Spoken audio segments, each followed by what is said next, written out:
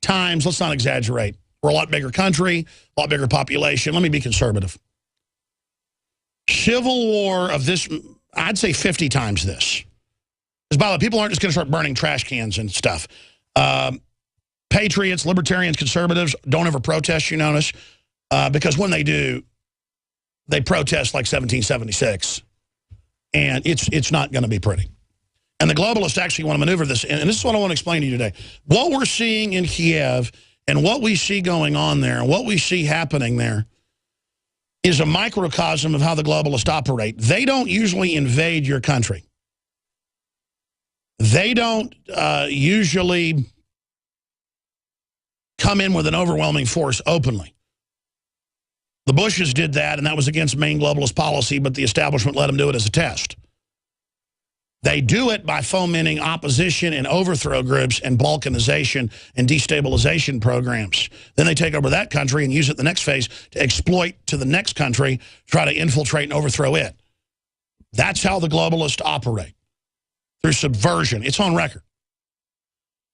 And they have already created in the last 60 years through the different foundations, the Carnegie, the Ford Foundation, mainly on that case, teaching that the Southwest belongs to Mexico, teaching that whites are inherently racist in all the high schools, all the colleges. I went to college. I went to high school.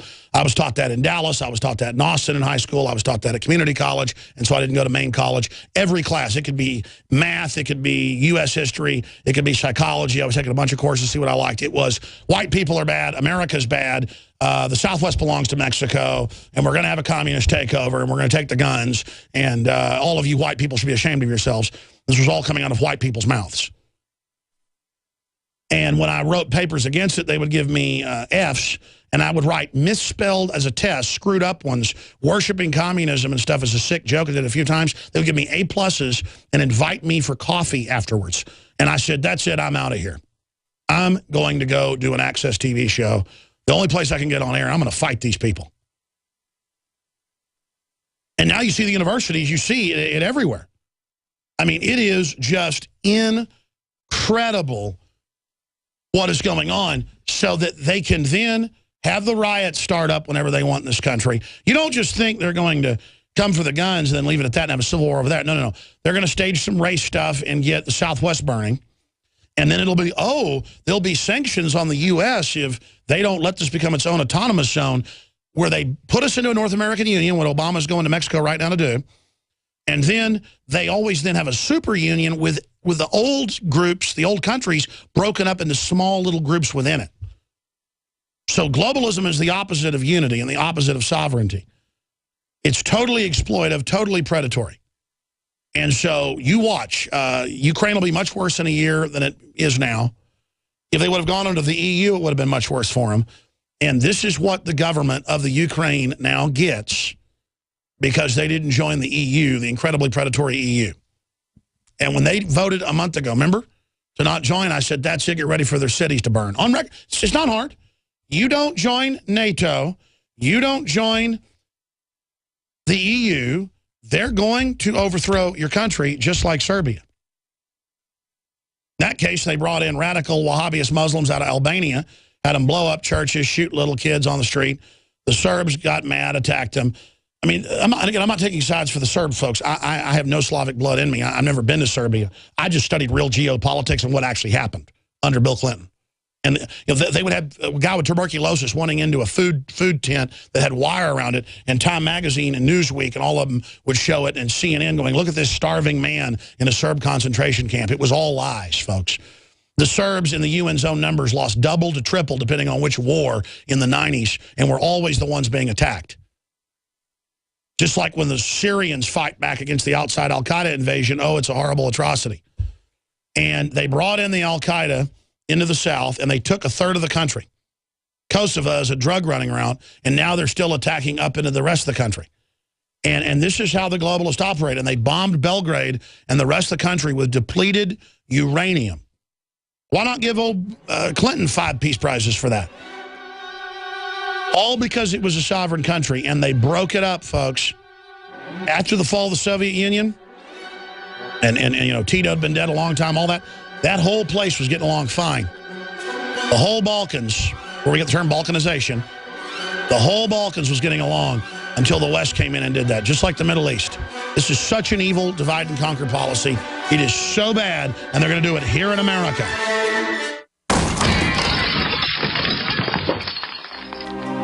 Curious about what comes next?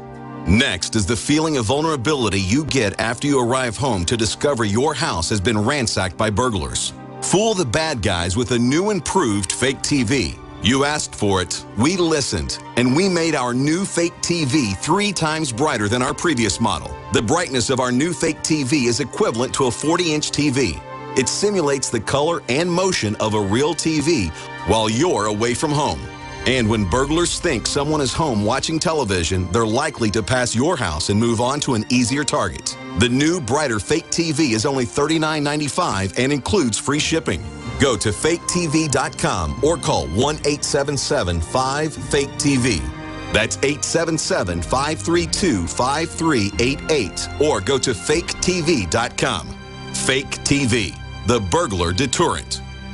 Hi, folks. Alex Jones here with some important information. I want to tell you about Matt Redhawk and his team of patriots over at My Patriot Supply. Several years ago, Matt was sitting in his 2-bedroom apartment, frustrated with the direction this country was headed and the charlatans willing to sell us out for a quick buck. Deciding to take action, a company run by patriots for patriots was born. My Patriot Supply has never taken a loan or accepted outside funding. They now operate 2 distribution facilities and employ over 50 hardworking American men and women. It is rare to find companies who practice what they preach. And that's why I stock my pantry with high-quality storable foods from My Patriot Supply. Go to mypatriotsupply.com/Alex today for special offers on emergency food storage or call their preparedness specialist at 866-229-0927. That's 866-229-0927. Do business with someone who shares your values. mypatriotsupply.com/Alex. By now, you may know that a Bitcoin is the first decentralized currency that's easily transferred from person to person over the internet. No bank needed. This means lower fees and accounts can never be frozen, limited, or closed. Plus, a large number of businesses and merchants already accept Bitcoins, and Bitcoins are easily exchanged for dollars, euros, and more. If you're interested in making money in the Bitcoin market right away, and by right away we mean start making money today, please visit us at cloudhashing.com. Cloudhashing.com is one of the fastest growing Bitcoin miners in the world, delivering the highest profits to people just like you. To get started, join us at cloudhashing.com and you will start mining Bitcoins right away and get paid daily. You heard correctly. You will receive payments every single day. And the best part, you do not need a computer or need any experience in mining Bitcoins. It's perfect for everyone. Learn more at cloudhashing.com. Just like it sounds, cloudhashing.com. Start making money today at cloudhashing.com. Attention gun owners. It's reasonable to assume that at some point you may need to defend your family from an armed attack. But is it reasonable to mount a defense without a strong offense? Infidel Body Armor goes on in seconds. Is civilian legal in all 50 states. Is 100% made in the USA. Is veteran owned and ships next business day for free. Go to infidelbodyarmor.com. INFIDEL bodyarmor.com. Infidel Body Armor.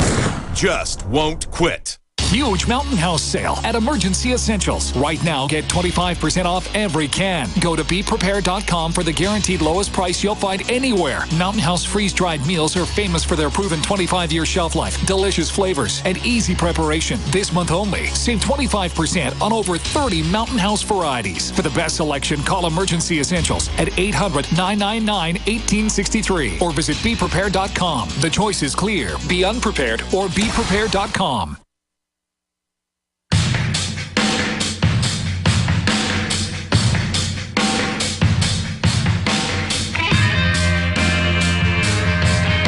I try to study all the major countries in the world, and I do know quite a bit about Ukraine. Probably more than most of the so-called ambassadors Obama sends around. But that's not saying much. It's on record that most of the ambassadors don't even know where the countries are they're being sent to and brag about it and can't speak any of the language, and it is very insulting to the people that are having these ambassadors sent to them. Usually you send an ambassador who's an American citizen but had family there and a culture there if you want to get anything done.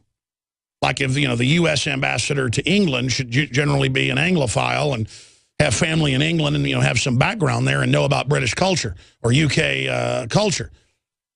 And it's just an example. I mean, there's Obama's ambassador to Norway, knows nothing about Norway, and brags he knows nothing about Norway.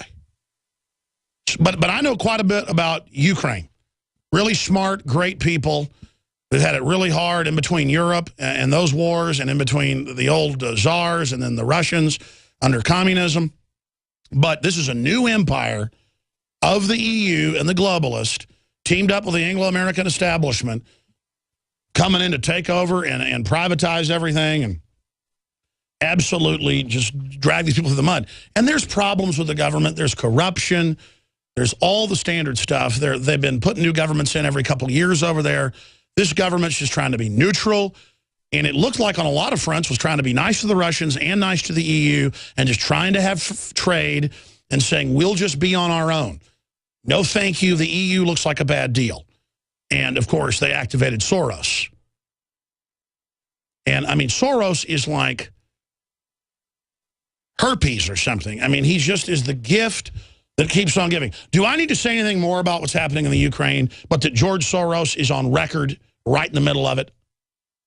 What an uncool person. And look at what they did back in 2008 with the neocons. It's the same agenda. Starting a war with Russia in South Ossetia and Abkhazia in northern Georgia. We almost had a nuclear war right there. And our media said Russia had attacked Georgia. They had national news say that I was a collaborator because I came out and said that we attacked the Russians.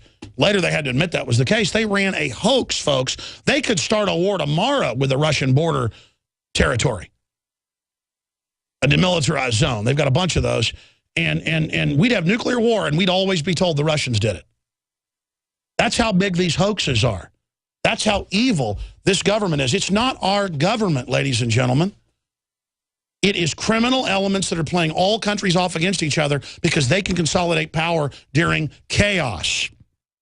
Because while the Catholic and Orthodox people are lined up killing each other and attacking each other, being manipulated, in Ukraine, the globalists sit back and laugh. Just like here, it'll be black or white versus Hispanic, or North versus South, or man versus woman, or gay versus straight. Why don't we all just agree on Bill of Rights, Constitution, due process, private property, right to defense, and be like, I'm for freedom, and you are a status. See, people need to be in gangs. They need to be in clubs. They need to be in tribes. They need to be in packs. That's how we are. But it should be, I'm part of the invention pack. I'm part of the trailblazer pack. I'm part of the honorable pack. You know, in real business that's still in this country, the word gets out, oh, that's an honorable law firm. That's an honorable CPA. That's an honorable florist. That's an honorable repair guy. That's an honorable good painter. And you know what? They can charge more, and they get the business, and anyone with a brain works for them. And then all the losers just feed on the unwashed masses that don't know what they're doing. The most valuable thing in this world is being honorable. And as Dr. Paul Craig Roberts has said many times, America in the last decade has lost its soft power. We've lost our soft power where people respected us so much that they would basically work with America, and that really helped our country. There's nothing wrong with having an empire of ideas, an empire of trade, an empire of goodwill, if it's consensual. Consensual collectivism is great, where we all agree on liberty, so we collectivize our will to make the world better. But it doesn't mean we collectivize and give up our will to join a collective. Oh, no. See, collectivists are like the corporate Borg.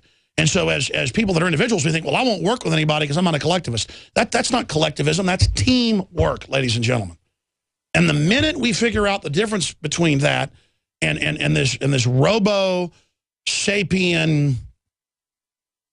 humanoid garbage that is collectivism, this trendiness, this just accepting whatever the latest propaganda is, the minute we do that is the minute we begin to turn the tide. Now, I got a bunch of other news to cover as well, and we've got a bunch of big guests coming up today, but I'd like to get your take on what's happening over in the Ukraine as well. Lyndon LaRouche has been wanting to come on for weeks about this, and we finally got him on.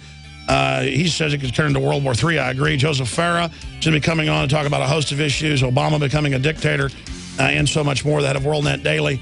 That is all coming up today. But I've got some other comments on this as well. I mean, sanctions on Ukraine Their police have been incredibly We're on restrained. the march.